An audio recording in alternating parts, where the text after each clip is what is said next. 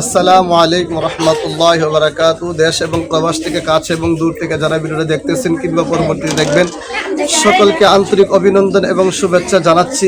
আলহামদুলিল্লাহ, সকলে অবগত আছেন আপনাদের কাঙ্ক্ষিত প্রতিষ্ঠান ফুরমুবাক উম্মুল মুমিনিন হযরত আয়েশা সিদ্দিকা রাদিয়াল্লাহু তাআলা আনহা মহিলা মাদ্রাসার আলহামদুলিল্লাহ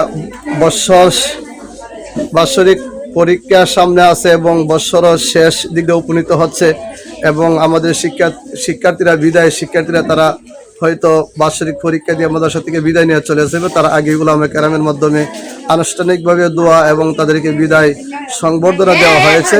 তো আলহামদুলিল্লাহ, এই বছর গত বছরের ন্যায়ও এই বছর আমাদের মাদ্রাসার সর্বোচ্চ ক্লাস সরহে বেকায়া, এই সরহে বেকার শিক্ষার্থী মুসাম্মদ সুমাইয়া আক্তার পিতা রিয়াজউদ্দিন গ্রাম আতুকুরা, তারপরে দেখতে পাচ্ছেন মুসাম্মদ মুবিন আক্তার পিতা মোহাম্মদ আব্দুর রহিম গ্রাম পূর্বক বড়হাটি, তারপরে দেখতে পাচ্ছেন মুসাম্মদ আরিফ আক্তার মুন্নি পিতা মোহাম্মদ তৌহিদ মিয়া গ্রাম পূর্বক স্কুল বাড়ি, মুসাম্মদ সালমা আক্তার পিতা মোহাম্মদ জামাল মিয়া গ্রাম পূর্বক পশ্চিমপাড়া চেয়ারম্যান বাড়ি।